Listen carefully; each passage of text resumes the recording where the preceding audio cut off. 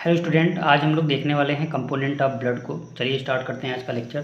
सबसे पहले आपको पता होना चाहिए कि जो ब्लड होता है वो क्या होता है। तो आपको पता होगा कि ब्लड क्या है, आपका फ्लूइड कनेक्टिव टिश्यू, एक प्रकार का टिश्यू है। आपने पढ़ा होगा 4 टाइप के टिश्यू हमारे बॉडी में पाए जाते हैं, एपिथेलियल टिश्यू, कनेक्टिव टिश्यू ना। उसके अलावा आपने पढ़ा होगा मस्कुलर टिश्यू और साथ ही साथ नर्वस टिश्यू। उसमें से ये कनेक्टिव टिश्यू का एक एग्जाम्पल है आपका ब्लड।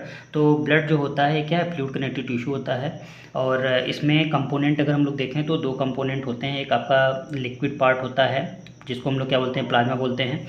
दूसरा क्या है, फॉर्म्ड एलिमेंट, जिसको हम लोग क्या बोलते हैं, सेलुलर पार्ट बोलते हैं। ठीक, ये जो होता है वो आपका क्या है, non living part of blood होता है और ये क्या है, लिविंग पार्ट ऑफ ब्लड होता है। तो ये कितने परसेंट ब्लड का बनाता है, 50 to 60% लगभग हमारा ब्लड जो है वो प्लाज्मा से बना होता है और 40 से 45% किसका बनाता है, फॉर्म्ड एलिमेंट का। ठीक, तो यहाँ पे देखते हैं प्लाज्मा में क्या क्या चीज़ें होती हैं। तो जो प्लाज्मा होता है उसमें वाटर होता है, ब्लड प्रोटीन होते हैं, साल्ट होता है और दूसरे सब्सटेंस पाए जाते हैं, वेरिएबल सब्सटेंसेस, जिसमें क्या मिलता है, आपका फूड मिलता है, डाइजेस्टेड फूड जो हम लोग खाते हैं। क्या है, कार्बोहाइड्रेट के डाइजेशन से क्या बनता है, ग्लूकोज बनता है।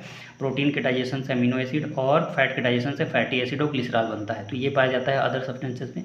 रेस्पायरेटरी गैसेज होते हैं जो ब्रीथिंग के दौरान हम लोग क्या करते हैं, या तो एटमॉस्फेयर से गेन करते हैं या तो बॉडी से कार्बन डाइऑक्साइड की जो रिलीज करते हैं वो है। तो ये रेस्पायरेटरी गैसेज हैं। एक्सक्रीटरी प्रोडक्ट भी पाए जाते हैं। आप जो भी चीज़ें खाते हैं तो डाइजेशन के पश्चात क्या होता है, कुछ चीज़ें वेस्ट मटेरियल के रूप में बनती हैं, जैसे क्या है, यूरिया है, यूरिक एसिड है, अमोनिया है, साल्ट है। तो ऐसी चीज़ें पाई जाती हैं।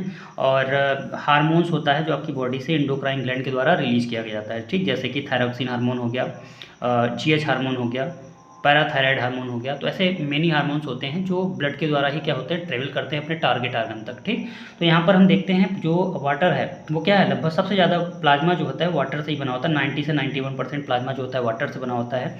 और क्या पाया जाता है इसमें, ब्लड प्रोटीन जो कि 7 से 8% बनाता है। ब्लड प्रोटीन में भी क्या क्या चीज़ें हैं, देखिए, एल्बुमिन है, ग्लोबुलिन है, फाइब्रिनोजन, प्रोथ्रोम्बिन और एंटीबॉडीज़।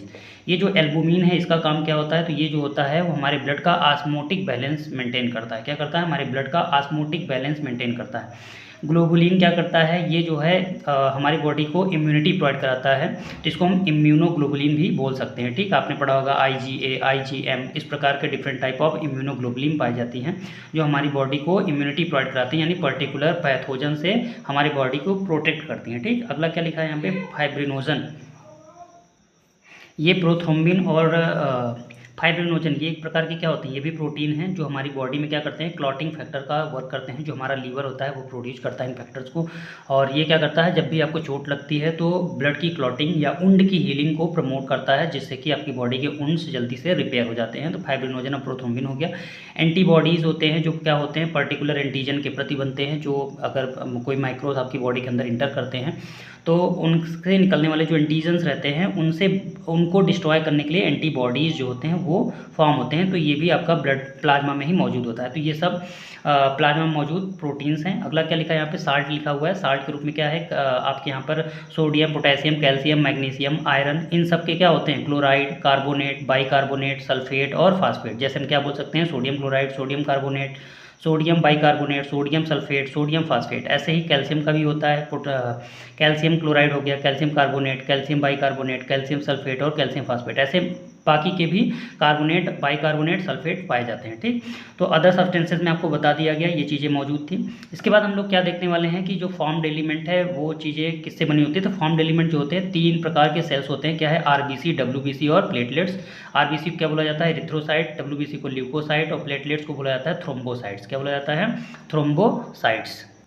तो ये थ्रोम्बोसाइट पाया गया। ठीक, इसके बाद क्या आपको नज़र आएगा यहाँ पर जो इनका वॉल्यूम है, ठीक, पर मिलीमीटर क्यूब ब्लड में लगभग आपको RBC कितना नज़र आएगा, 5 से 5.5 मिलियन ब्लड RBC पाया जाता है। वैसे ही 5 से 9000 पर मिलीमीटर क्यूब ब्लड में क्या पाया जाता है, आपका ल्यूकोसाइट एंड WBC पाया जाता है।